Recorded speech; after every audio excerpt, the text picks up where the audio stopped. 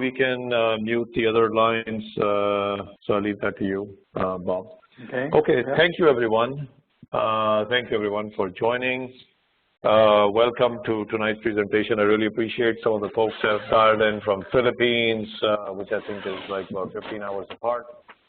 So if I could interrupt just a minute, Vic, I'm going to mute all, but in case it mutes you, I'll have to make sure you can still. Oh, you're still good to go. So I apologize for the interruption. You're good to go. No worries. And so I was saying, thanks to those who've dialed in from, well, all of you who've dialed in, and especially those who've dialed in from like Philippines. I saw somebody from Atlanta. It's pretty late there. It's 10. So thank you. So you must be really interested in the topic. That's really great. So as Bob said, I'm heading up a couple of organizations in Nokia. A lot of you might know Nokia as the mobile device company, right? So I'm sure some of you have had Nokia phones in the past. And we are primarily a networking company today. And what that means is no matter who your service provider is, whether it is Verizon or AT&T or Sprint or T-Mobile or whoever, all of these are our customers in the U.S. And pretty much globally, Nokia is number 1 or number 2 in different markets for building the networking infrastructure, right? So in the U.S., these companies that I just mentioned are service providers, and Nokia builds the network, right? All the cell towers, the hardware, the software, all of that is built and managed by Nokia, and then Verizon is just a company that our products and services and builds you for the services, right? So not a lot of people know what Nokia does, so I just wanted to start with that. And then, of course, they also sell, they're back in the mobile device business, and the Nokia phones are sold at Best Buy and Amazon and so on and so forth, okay? So we have a mobile device business as well. As far as my role is concerned, I'm heading up 2 organizations. One is the Quality Capability Scaling Organization, which is, if you will, the continuous improvement organization. Okay, so earlier it used to be a continuous improvement center of excellence, and now it's called Quality Capability Scaling. And this is the organization that has delivered since late 2012 when we launched the program. I've been involved with this since the very beginning. I came from Motorola originally, and a big part of Motorola was acquired by Nokia. And we started this program, and it's been €1 billion of impact from Lean, Six Sigma, Kaizen, Kaizen Blitz, innovation, all of these different methodologies, right? And then the other organization is Nokia Quality Consulting, which is an external facing organization that provides continuous improvement consulting to customers, suppliers from all different industries, okay? So tonight's talk is about something that I see a lot of people, a lot of organizations struggle with. As a matter of fact, this is a repeat of the presentation that I delivered at the Lean Six Sigma conference in Phoenix back in February. And this is about how do we define the right metrics aligned with your goals and objectives. In fact, I delivered this as a workshop. It was a 3-hour workshop here in the conference, and we had a very strong turnout. So it was a great interactive workshop. So let's see how best we can do this in an online format, given that I don't have flip charts here, and I had to cut out the exercise, of course, which is not possible that I do in a half-day or a full-day workshop where people actually practice this. Okay, so let's go through the key concepts. And what we can do is also, I think you can enter your questions in the chat, and I can certainly take those questions, as well as we have a Q&A time at the end as well. So I'll try to keep track of time so we get done on time and have enough time for Q&A.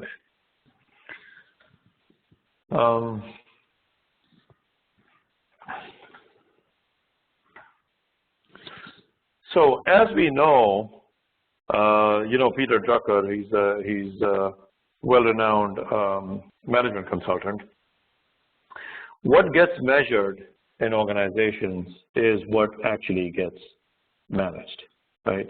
So it's very important that for what your goals and objectives are in the organization, if you are going to drive success towards those goals and objectives, and if you're going to manage the work in the organization to drive success towards those key objectives, that you have the right measures that are going to take you towards your destination.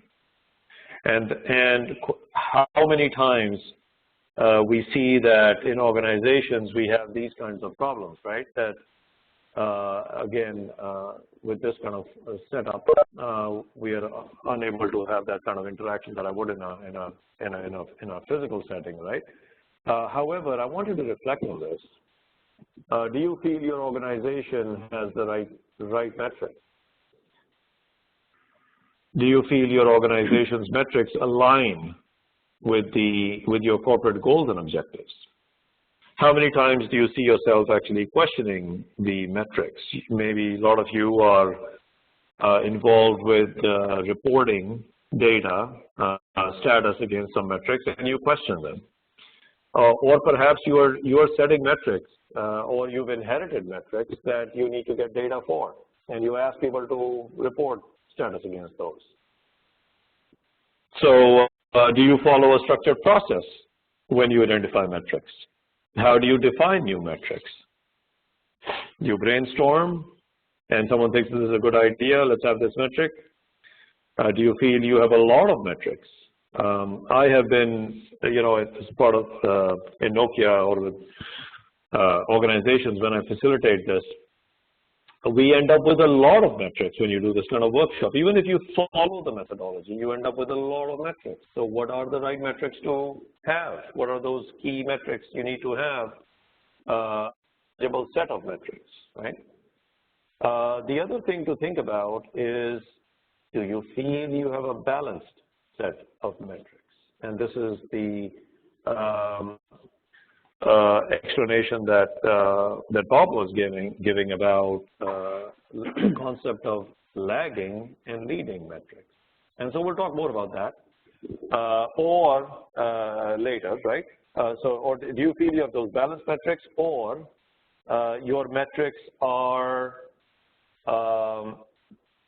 more kind of reactive? If you think of lagging metrics, and they tell you after the fact that, you know, we are red because our lead time is bad, or our quality delivered to the customer is bad and we need to improve it.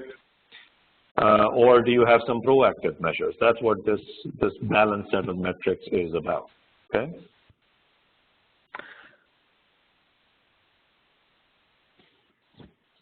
So what you can expect from the talk today is, of course, going over some of these basic concepts of VOC, voice of the customer, VOB, voice of the business.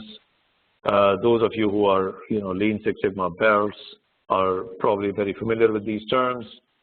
Other terms, CTQ, CTP, critical to quality, critical to process, and how they relate to each other, okay? Then what is the structured approach? How can we go about defining metrics in a structured way, step by step? And this is a very well-defined process. It's bulletproof. It's been applied in the industry. It is, I'm going to talk more about that later. It's well documented and as kind of industry best practice, okay? And then learn about these balanced metrics, lagging and leading, and learning about how to prioritize and select from all of the metrics you might have from after the end of this workshop, or in your organization. People suggest, how do you select the best metrics? So we're going to go over metrics definition and benefits. We're going to cover key concepts like I just described. Then we'll go through the approach step by step to identify the right metrics. review the key learnings, and we'll have Q&A. So what is a metric? Metric, as we know, is a quantifiable measure used by businesses to track, report, assess success or progress or failures towards your key objectives. People also use key performance indicators, and I'll come to that as well, because everything in your organization is not a key performance indicator, right? You might have a lot of metrics, but not everything is a key performance indicator. But in a nutshell, that's what metrics are. They help you quantify your performance, your progress. It helps you track. So think of your monthly ops review or governance reviews where you report month over month how you're doing on this key measure. You have likely targets for the year, as most organizations do, and then you break down the target typically into some, kind of a more manageable kind of quarterly or monthly goalposts to assess how you're doing against your year-end target, because you don't want to just come to the end of the year and say you missed your target, right? There is a concept of having a current status as well as a kind of a latest estimate or a forecast of where you think you will land at the end of the year, right? So every month you report using these metrics, your status, your current status. You might be green right now, current status, but your forecast might say that you're going to miss the year-end target, okay? So there is all of these things that happen with metrics as you drive towards your year-end objectives.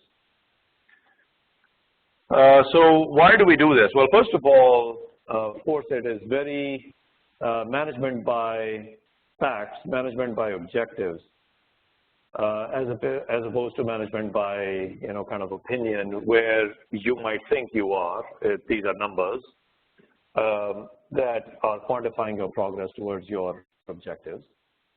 It helps to align your organization to the strategic objectives. So what happens typically in organizations is that these objectives, these metrics, the goals are set, and then these objectives get cascaded, and the goals get, these goals get cascaded, and then there are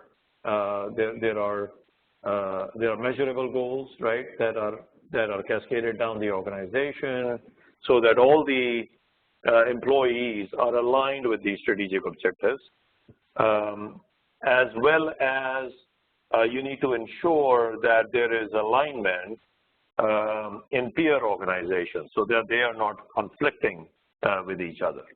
And this concept of cascading the objectives down and having kind of a catch-all plan vertically down the organization, as well as then horizontal alignment, this kind of tight alignment is also referred to as Hoshin Planry, or the concept of Hoshin planning, okay? So if as a side note, if anyone is interested in how to do that, this kind of Hoshin Planry or Hoshin planning, I can share with you, some write-up on that as well, but you would need to request me for that, okay? This is a published article that defines a step-by-step process for that. Next is it provides management a dashboard. Sorry, I read this in the wrong order, right?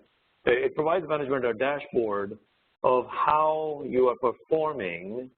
Like I said, the month-to-month reporting, typically the health, the red, yellow, green, or red, amber, green, whatever you use. So it provides them kind of a digital cockpit of how the business is performing. Of course, you've heard of, I'm sure, of frameworks like balanced scorecard, which has got all the different categories of financial measures, organizational learning, improvement, all that. So you can segment your metrics that way, or you can have your whatever your company proprietary dashboards to organize these digital cockpits.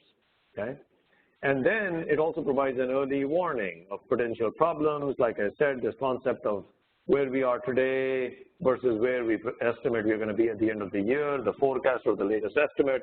It gives you early warning if we're going to meet those targets or not, and then you can initiate timely corrective and preventive action. Okay.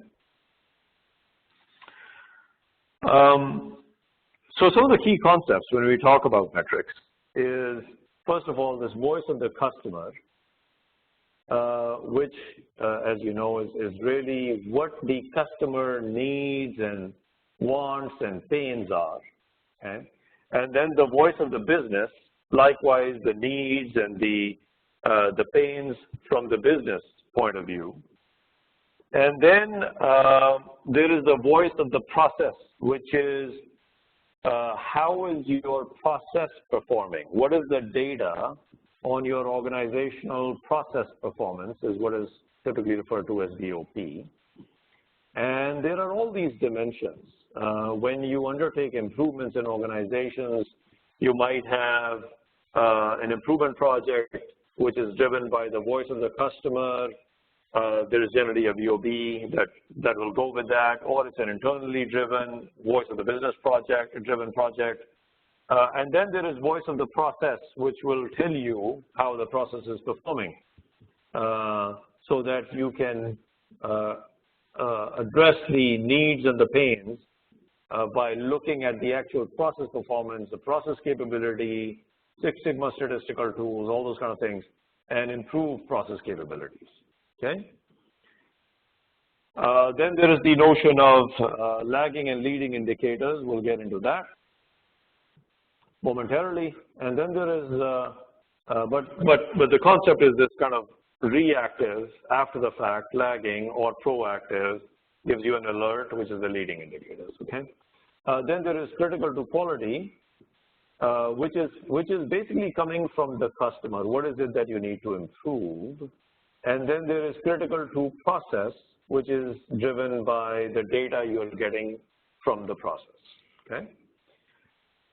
So for those of you who are belts and who undertake these improvement projects, these Lean Six Sigma belt projects, you will be able to relate. You know, this is the concept. The CTQ is what you are actually improving, and what is documented in your charter as the goal. Right? What is it you're trying to improve is what we say is the CTQ. Okay. So how they're related, the CTQ metric, as I said, is derived from the voice of the customer. It's a lagging indicator of process performance as experienced by the customer. So for example, turnaround time to respond to a customer ticket. Then the critical to process metric is derived from the voice of the process and is a leading indicator. So when I do these workshops, I will draw a tree, a kind of a KPI tree or a metric tree. So think about it. So let's go step by step just to break this down, so that you can take this concept and you can apply it at your place of work. Okay. So we generally start when we talk about VOC, the voice of the customer. It is going to be more qualitative. It's not going to be very precise. This is, the concept of analyzing customer verbatims, right, from customer satisfaction surveys, for instance. And the customers will say that, your process takes too long. I'm unhappy with your customer service or something like that, right? So it'll be more subjective, high level. You'll have to drill down. Okay. So let's say, take the hypothetical example that the customer says that when I call, let's say it's about a customer survey about a call center performance. Okay, and we've all done that, right? We've placed these calls and we've been placed on indefinite hold. And you do a survey, and the customer says that it takes too long to get my to get somebody on the phone who's going to help me and solve my problem. Okay. So what do you typically do when you get these kind of verbatims is you will identify with 1 or 2 words what is it that the customer is complaining about. Okay, so in this case, let's say it's response time, right, or turnaround time, and then for you to improve that, since we are all improvement professionals, we seek data. What is the data saying right now? What is the current performance? And so let's say you find out from your survey customers are complaining about this response time and other things. You first go and seek data. And you find out from your data that on average it's taking about 10 minutes for customers to get that support person, the tech support person on the phone who's actually going to solve their problem. So this is after handoffs, ping pong, being transferred multiple times. Okay, so it's 10 minutes. That's critical to quality. This is what you want to improve, but how do you go about it? Then you break it down to say, okay, what do we need to do to improve this critical to quality? And first, before you do that, you say how much improvement you need to make, right? It's 10 minutes right now. So is 8 minutes good enough? Is 7 minutes good enough? Or does it need to be 5 minutes? How do you do that? Again, I've seen all different ways how people try to address it, which is like, my manager said we should aim for 10% improvement. So let's aim for 9 minutes. Or we had a meeting and we think we can do 20%, so let's set a target at 20% improvement. What about your customers? Are you going to be happy if you call Verizon or whoever your service provider is and they say that, well, why are you complaining about our service? Because we improved it from 10 minutes whole time to 8 minutes. So the way it is supposed to work from a Lean Six Sigma sort of methodology in Bird Speed is that you validate that with the customer. What is acceptable to the customer? Okay, this is the concept of CCR, or critical customer requirement. Okay, and of course the customer might say, hey, it needs to be 2 minutes, and of course you cannot leap from 10 minutes to 2 minutes, so you break it down. But the thing is that you need to have a clear line of sight to where you need to go, what is going to be acceptable to the customer, and you might phase it in 2 or 3 phases. Okay, so we say in this case, let's keep it simple, that we want to reduce from 10 minutes to 5 minutes. Okay. Okay, how do we go about it? So if we are going, so this is now the concept of drilling down. Okay, you ask exploratory questions. First, you identify key drivers I'm going to get into, and then you ask exploratory questions around how well you are doing with those drivers. Okay, so think about it, is that if you are going to improve the turnaround time to the customer, is the number of handoffs important? Is that something that is necessary to look at? Most people would say yes. You cannot have indefinite number of handoffs. You cannot have 10 handoffs if you're going to be aiming for 3 minutes, let's say, turnaround time, right? It has to be capped somewhere. How about the amount of time spent in each handoff? If I'm tier 1 and I take the call and I consume all the time, and then I figure out after, let's say, 3 minutes that actually, no, I'm not going to be able to help you, I need to transfer you, well, I should have done it pretty quickly because I need to get you to the person who's going to solve your problem within 3 minutes, right? So, so these kind of things, the number of handoffs, the amount of time that we spend in each tier, these are key drivers in this particular example that are going to determine whether or not you're going to meet your end objective. Okay, so these in this particular case how you are doing, how you're performing against these is what is referred to as critical to process. So these are leading indicators. Why do I say that? Because if you look at your turnaround times from past months when you've been missing your target, there will be data, corresponding data on these leading indicators as well. How many times the tickets were handed off? How much time was spent on each tier, at each tier? And if you say you are undertaking an improvement and you've got measures for these, and your line manager asks, so how does it look? Do you think we are gonna hit our times, our month-end report for turnaround time? Do you think it's gonna be red or amber or green? Well, you can look at your leading indicators. You could say, well, the number of handoffs is significantly down compared to past months. The time that is being spent in each tier is also down. And so given that, that should lead to overall reduced turnaround time, okay? Not saying that these are the only two indicators, okay? Because there's competence of people, all of those things. So these are just a very simple example. So these are leading indicators that tell you whether or not you're gonna meet that critical to quality, okay? So the concept of leading and then lagging. So how do we do this? How do we define these right metrics if we are gonna end up with a balanced set of measures?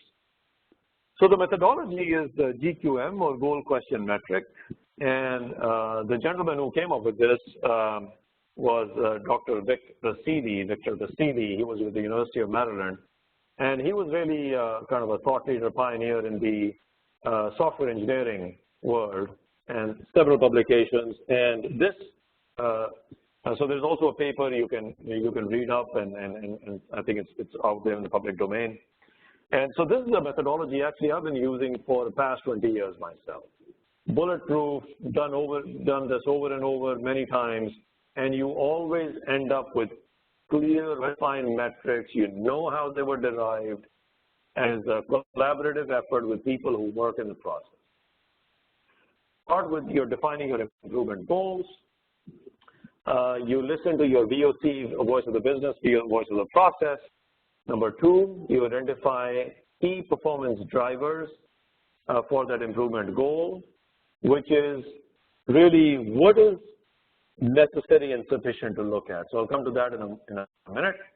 And then you ask questions related to those drivers. Finally, the last step is the M in the metrics. Identify the metrics to answer the questions in step two, okay? So define the goals, identify drivers, ask exploratory questions related to the drivers, identify the metrics, and of course, in the end, you prioritize, okay? So I'm not going to spend too much time on these basics on where do you get your voice of the customer from. You'll recognize these things, right? Think about how, if I were to ask you, are your customers happy or unhappy? What are different listing posts? You might be doing surveys. You might be getting compliments or complaints.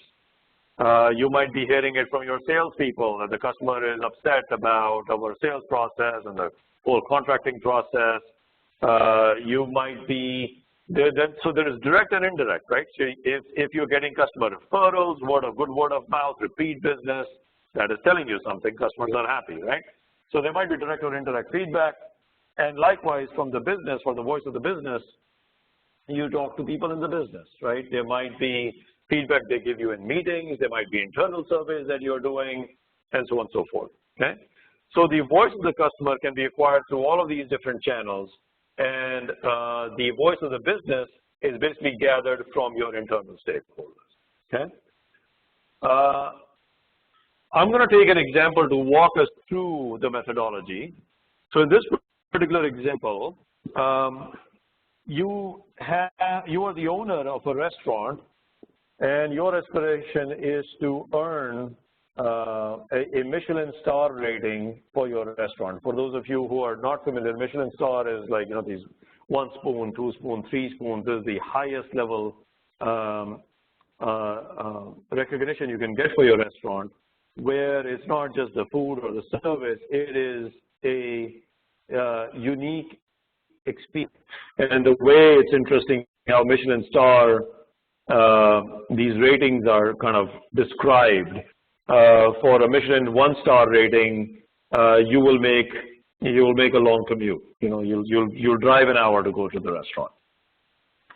For a Michelin 2-star rating restaurant, you're going to a certain destination and you'll make a significant detour to hit this Michelin 2-star restaurant.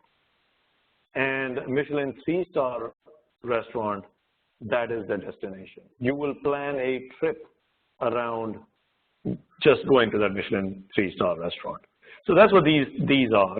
And so let's say you're the owner and that's what you're aspiring to, and you want to establish the right metrics to monitor and drive your business performance to realize that objective. What are the right metrics to drive improved performance at your restaurant to achieve this goal? So our goal is clear in this particular case. What we want to do in this, the voice of the business. You are the owner, and that's your aspiration. So you set the voice of the business, the goal derived from the voice of the business, which is to earn Michelin star rating by delivering memorable culinary experiences, right? So as I said, it's not just about the food or service, it is a unique experience. How do we set up the right drivers and the metrics to realize that objective? What are the key performance drivers? So the best way to think about your key performance drivers is very simple approach that I use, which is to think about what is necessary and sufficient. First, what is necessary for us to consider? And then, so you're doing this collaboratively. This is not something that is done by you sitting in, a quality manager or director or quality person sitting by themselves and trying to figure this out. You involve the key stakeholders. You involve this your cross-functional team in your organization to identify these. If I take a simple example, we'll come back to this meeting. If you think about your customer satisfaction with your phone, what is necessary and necessary to consider? Do we need to consider the features in your phone? Is that important? Most people would say yes, the ease of use and what can I do with my phone? Okay, that's necessary. Is that sufficient? No. There are other things, right, that will determine whether you're satisfied or not. How about the quality? Maybe you've got all the features you wanted in your phone, but it's buggy, it hangs up, it freezes. So that's a product quality issue, okay? And is that necessary? Yes. Is it sufficient? Perhaps not, right? Just the features. If I give you a feature, good features, best quality, but my service sucks, are you going to be a satisfied customer? Or is it very painful to do business with me? No, right? That's gonna play into what you feel about this vendor, right? So that's the idea, is to go through, list these, what is necessary, and ask the question, is it sufficient, and list these drivers, and you cut it off by consensus, like at 3 or 5 drivers, because somewhere there's a point of diminishing returns. You don't want to have 10, 20 drivers, right? So, but you decide with your team, what is the list of drivers you want to cut this off at. And then next you ask key questions, exploratory questions, like I said, for each of these drivers. And when I say exploratory questions, these are how is it right now? What is it right now? Not why. We're not getting into why. So if anyone gets into why, as a facilitator, you have to stop them. This is just curiosity questions, okay? So if we return to the Michelin star restaurant that you are aspiring to be, is ambiance a key driver? Most people would say yes, you want to go to a place which is pleasant, relaxing, comfortable, and it really adds to the experience. So is that necessary? Yes. Is it sufficient? No, we are not there for the ambiance. We are there for a good service experience as well as the food, right? But certainly, the food is not the only driver, service is not the only driver, and maybe there are other things too, but I'm just going to keep it simple here, okay? All right, so these are our drivers, and then if you are the one facilitating a workshop to define these KPIs for this restaurant, you're going to say, let's take these drivers and ask questions that help you kind of assess the lay of the land with each of these drivers, okay? That brings you to, and these are just some sample questions. Quality of the food. What is the guest feedback on the taste of food? How unique and varied are our menu choices? Quality of service. How long is the wait time for drinks? Right, so the first things you do, one of the first service experiences you have at the restaurant is, first of all, when you are, how long are you waiting, right? Do you get kind of a pager or something? Do they notify you promptly when there's a table available? Then the server comes, the hostess will take you to the table. Is she pleasant? Does she greet you?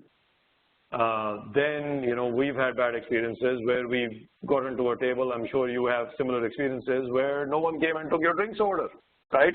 So that's one of your early experiences. And then the order is taken and you don't get the right things you ordered, or it took too long, right? So this is all part of the quality of service. And then there are other things, right? What is the feedback on the decor and the seating? Are you cramped up, right in, sitting next to the other person, loud, cannot have private conversations, and all of those things, right? And now with this all COVID-19 situation, you're going to look at, are these adequately spaced out? Hygiene, all of those things are going to come into play as well, right? So notice that the questions are around the what and the how, and the next step is to identify metrics to answer these questions, the what's and the hows. Metrics will help measure what happened in the past, as I said, lagging indicators, as well as leading indicators that tell you proactively whether you're going to be meeting your lagging indicator, whether you're going to be red or amber or green at the end of the month. So in this particular case, if we look at those questions, we can say, well, what's the guest feedback on the taste of food? We have a metric around average customer satisfaction on the food. This is the response card, the customer satisfaction card. Many of the restaurants will ask you to fill, right? How unique and varied are the menu choices? Maybe the percentage of menu choices which are unique chef creations. So by the way, the Michelin star rating scheme is not published. They don't tell you what criteria you need to hit to be awarded a 1 spoon or a 2 spoon or 3 silver spoons.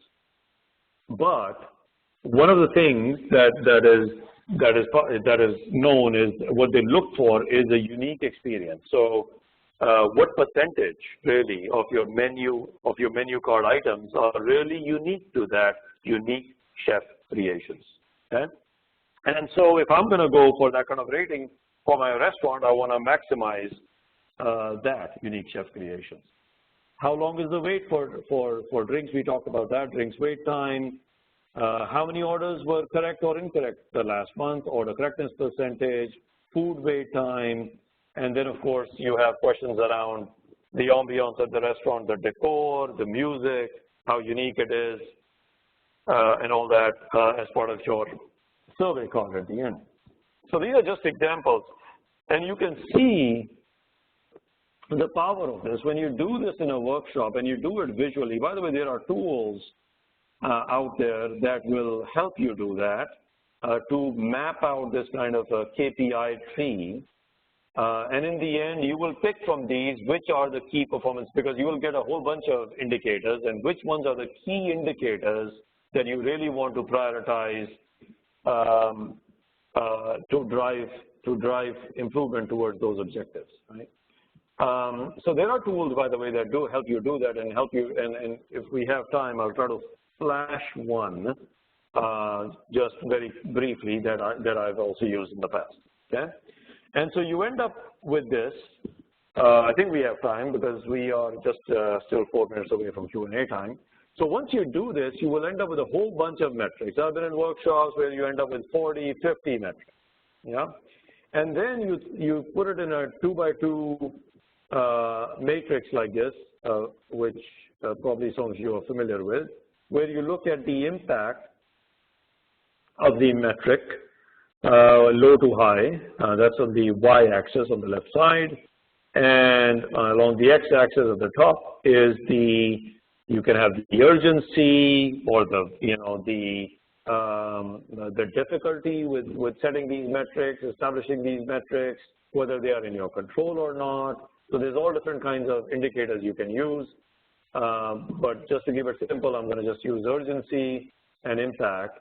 And what you do is you distribute your metrics, and this is where your facilitation skills come in, and you arrive at consensus on where these metrics fall, and then you prioritize based on impact and urgency. Typically, quadrant A as shown is high priority, and then medium priority is something that is fairly urgent, less impact, or you can also use control, whether it's in your control or not. And then you have quadrant 3 on the right side, which is low priority. So it's high impact, but it's not very urgent, or it's really outside your control. You have to work with other organizations, other sites. Difficult metric, difficult to get data. Maybe it takes automation. You don't have that, so it's going to take some time. Okay, so but that's the idea, is you bucketize these, and then you can do your plans for 30, 60, 90 days, or 3 months, 6 months, 9 months, or whatever. Okay, so that kind of maps to this.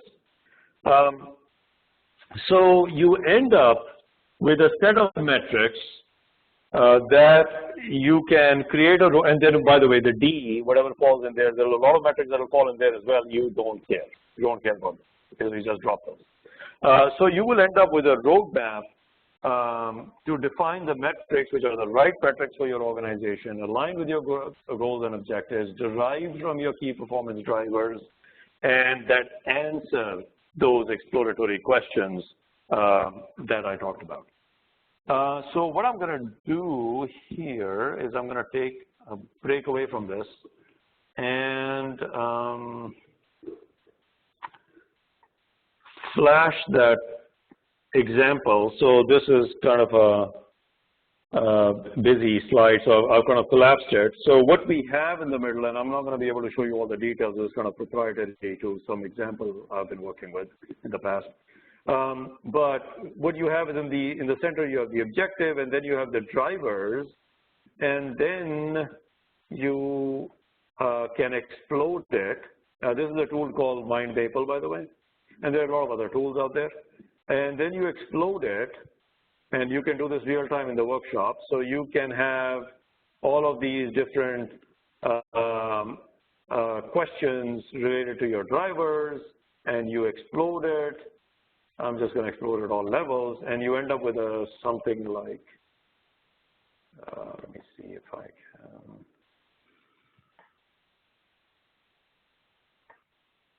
And you end up with something like this, okay?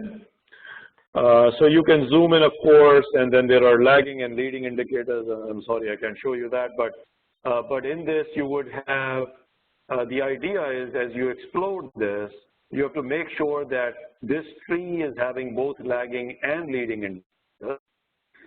And then you can actually do it kind of a tree all the way down and sort of a flower. It was just too busy, so I had to do it this way.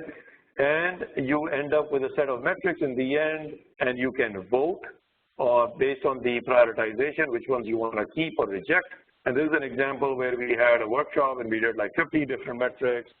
This was a 2-day workshop, and benchmarking against the industry and all of those things. And in the end, we ended up with, I think, our top 10 to 12 metrics, KPI definitions, all of that at the end of this workshop. Okay? So that's what you can do with this GQM methodology.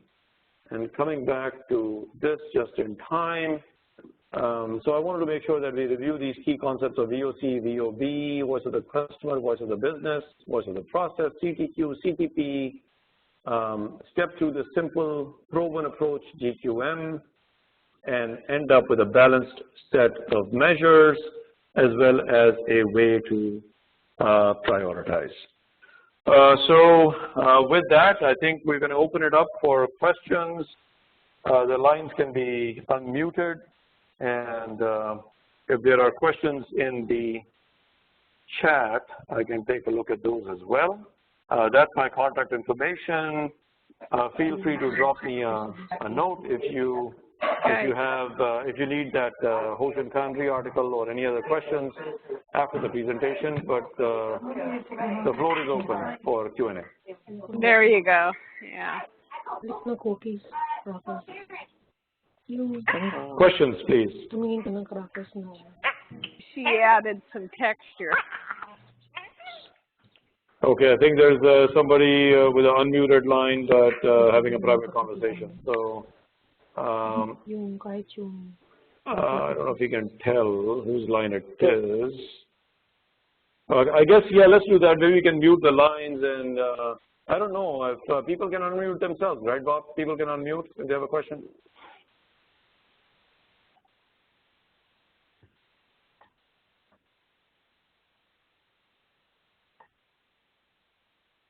I think Bob is muted. Yeah, you should be able just to go into the participant list and find your name and click on the microphone symbol. Right now it's on my screen, it's everybody has a red microphone with a slash through it. So everybody is muted.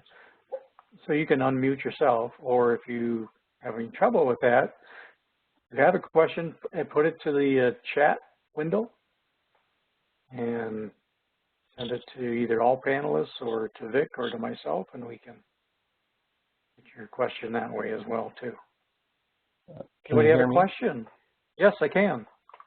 Okay. One question I had was, you mentioned, this is not something you do with 1 or 2 people. It's a collaboration or cross-functional situation. Do you, I've read some articles about making sure staff are included because they're the ones who are going to, they're the process owners, process experts, and they're going to be driving the performance. So it's good to have their say or voice in building up the drivers. Do you find that as well when you do your sessions to kind of make sure that line staff are included in developing the key drivers? Yeah. So with any of these workshops, right, it's the concept of including not just the people who are executing the process practitioners, but also those who are the customers and kind of suppliers of the process, as well as those who are managing and supporting the process. So just think about who you would involve in a process mapping exercise. Now, admittedly, you cannot have all of these people, from a logistics standpoint in the workshop, but their voice has to be in there. So I'll give you a simple example. We did one with HR, for instance, about the metrics for the onboarding process for new hires. So for me to define that kind of metrics with the team, I cannot just really look at it from an HR point of view, right? So we have to make sure that the voice of the customer from a hiring manager perspective was accounted for. We interviewed some hiring managers. We got that, so they were not able to participate in the workshop. If they can, great, right? The experience from the new hire perspective is accounted for, right? And those who are going to be providing you the data in that particular case from HR, who need to collect this, is it feasible or not, viability, right? So short answer is that you need to make sure that all of these stakeholder inputs are reflected, and as much as possible do a cross-functional workshop. Definitely don't have, just a quality consultant defining the metrics based on what the objectives of the organization are. So does that answer your question? Yeah. And do you have a recommendation for how they keep up with the metrics and make sure they're displayed and so they know kind of where they're at currently and how well they're doing? I mean, is there a way that it's displayed to the workers so they kind of understand if they're doing well or not? Yeah. So that's a very good question. So there's a couple of things. This gets into how I'm sure you have, some of you have tiered scorecards or, metrics dashboards. One way to do this is that when you present to management and your key stakeholders in the business kind of think of up in the organization, what I like to do is I focus on value delivery measures, not operational. Whether we did this project on time or those kind of things, but the value that you're delivering, okay? And then there is, from a kind of a PMP standpoint, from a project manager standpoint, operational metrics, right? How many widgets did we produce and how many of these were done on time, that kind of thing. So what is operational? Keep it at another scorecard, a lower level scorecard, and those that demonstrate value to the business of whatever services you provide or value you bring, keep it at that high. At least that's what we, what I do with, for example, being in a quality organization. For the value that you bring at the higher tier scorecard. In terms of this, so that also gets into display, right? So when you talk about the workers on the floor, the practitioners, they need access to how we are doing with those operational metrics. Now in today's digital world, these need to be easily accessible, right? So in a shared repository where people can access every month how they're doing. And for the management scorecard, you might have a separate repository where the management dashboards are published. And if you're in a physical environment, then of course, when you do your daily stand-up, those kind of meetings, 15-minute meetings, check-ins, daily check-ins, you can have these metrics on your whiteboard, right? Or your flip charts that the teams look at every day. I've traveled and seen global design centers, support centers. You have these TVs everywhere where people are working in the factories where they have all of these KPIs shown, right, in their workplaces. So take it closer to the people. Don't hide these in some website that is hard to get to. Make it accessible. TVs, flip charts, whiteboards. Take it to the floor, and those are more operational. And also think about your audience so that you can think about your value KPIs. So there are those two things I wanted to address: what you show and how you show it. Other questions, please. Welcome. Yeah, I don't see a question. There was a question about a presentation copy, and I answered that. It's on our websites. Either our ASQPhoenix.org or our My ASQ community. Download a copy of the slide deck. Excuse me. All right. Well, thank you very much, Vic. Appreciate the presentation on KPIs. Welcome. Change back to the presenter here. And my presentation.